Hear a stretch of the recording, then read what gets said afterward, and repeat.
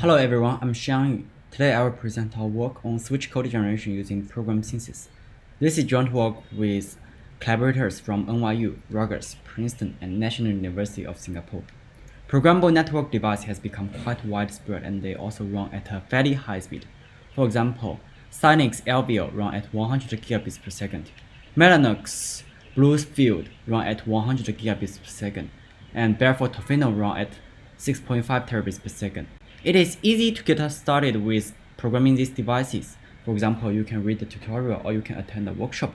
But writing fast packet processing code that fit within resource constraints is really hard. There are two main approaches to writing fast programs, but none of them is easy to implement. The first one is to handcraft the fast programs, but this requires familiarity with most of the underlying hardware architecture. For example, the expert must be aware of the lookup table for FPGAs, cache and memory hierarchy for SmartNICs and CPUs, arithmetic logic unit for switches. And the second is to rely on a compiler to do code generation. I totally agree, a compiler itself will definitely elevate the difficulties of generating such code, but building the compiler itself needs significant engineering effort, which is both time consuming and money consuming.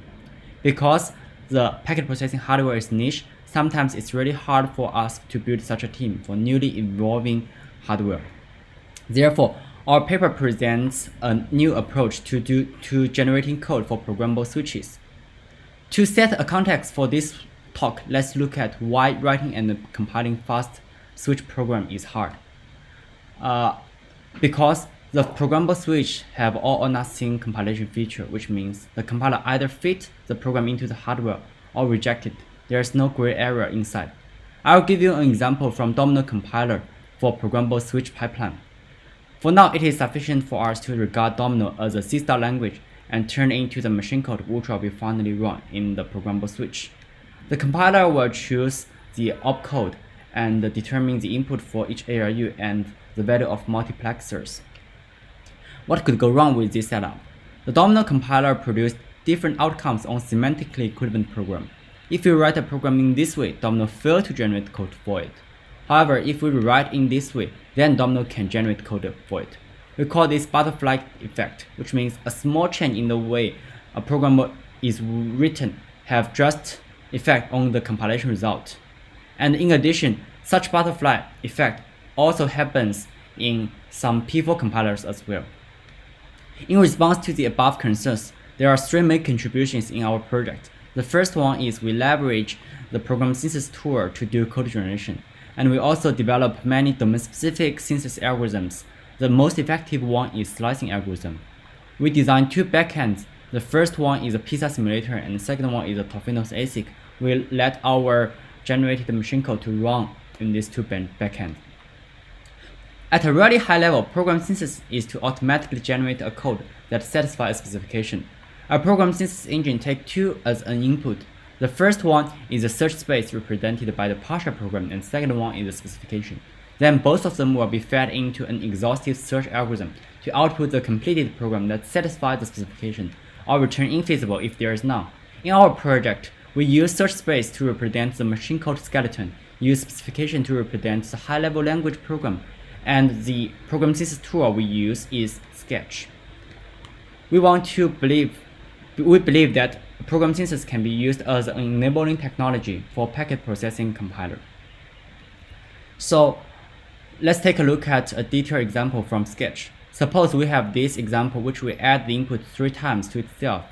And if we consider this partial program, then Domino can find Sketch can find the solution to it by setting the whole value to be 3.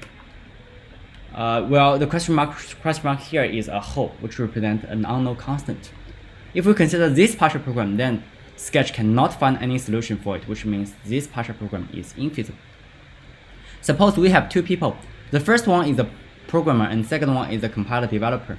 The programmer will write a program in Domino language and the compiler developer will design a partial program which represents the programmable switches capability. Then both of them will be fed into a Sketch synthesis engine to output the completed program and turn into the programmable switches machine code. Let's take a look at the chipmunk in more detail. Still, we have these two people. The programmer will write a program in Domino language because Domino preserves the transactional semantics which means as far as a packet is concerned, when it goes through this pipeline, it can assume there's no other packet inside this pipeline. He will use the state variables like count to represent the persistent switch state, and packet field like packet.sample to represent the packet header. Compiler developer will write a partial program for programmable switches. Stateless ARU will modify the packet header. Stateful ARU will modify both persistent switch state and packet header. Packet header vector will be used to store the packet header, and input marks determine which value will be parsed, feed as an input for a particular ARU, and output marks will determine which output will be parsed to the next stage. The structure is similar across stages. When we have program and a partial program in hand, we will feed them into chipbound compiler to output the machine code for programmable switches. However, synthesis will be really time consuming because the search space might be really large. This is similar to you want to pick up a needle out of a huge stick. We have to use magnifying glasses. But we develop many domain-specific speeding up algorithms to make this whole process feasible, like slicing algorithm, constant synthesis algorithm, canonicalization algorithm, and scaling up synthesis to larger input ranges algorithm. The most effective one is slicing.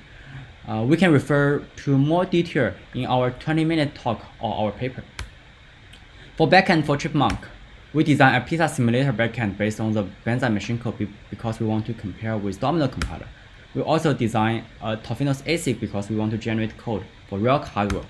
We also design a Chipmunk to be retargetable so that by designing a domain-specific language to easily specify different instruction sets capability. For evaluation part, we compare Chipmunk against Domino's existing compiler because Domino used some handcrafted rules to translate Domino's program to machine code. We also consider some other alternatives, for example, P414 or P416 compiler from chip vendors like Barefoot, but they have not supported the Domino's transactional programming model, although P416 has already supported atomicity inside the program. We also consider some open source P4C compiler, but they only support software packet processing targets with different architecture. For metrics, we really care about the compilation result, which means whether Domino or Chipmunk can successfully generate code for a given program. If both of them successfully compile them, which one use fewer resources? We pick up all benchmarks in Domino language, but we cannot directly use them because these benchmarks have successfully compiled with Domino, and Chipmunk also successfully compiled them as well. So really compare them on Domino or Chipmunk will be useless. But we really want to ask this question. If we mutate these programs, will Domino and Chipmunk still compile them? Theoretically, yes. Empirically, let's see what will happen. Actually, Domino failed to generate code for most of the mutations, but Chipmunk successfully compiled all of them. As for the resource usage, Chipmunk used fewer stages than Domino. However, for the compilation time, this is the Achilles heel of Chipmunk because Domino finished within several seconds, but Chipmunk finished sometimes several minutes, sometimes the worst case is 2 hours. But 90% of them finish within 5 minutes. We also let 10 out of 14 benchmarks run in real Tofino switch. The reason why the number here is different from previous slide is they have different arithmetic logic unit. And the remaining 4 fail to run in Tofino switch because we believe their functionality is too expressive to run in the Tofino's ASIC. We measure the speeding up effect from slicing. Actually, the slicing algorithm gives us around 51 times speeding up. To conclude, we transplant program synthesis in code generation for fast packet processing, and we also think program synthesis can enable fast packet processing like what SET and SMT software have enabled in network verification. We also develop many domain-specific algorithms to make the whole process feasible. With that, I conclude. If you have any questions or you want to reach out more details, please contact us at my email address and GitHub repository. Thank you very much.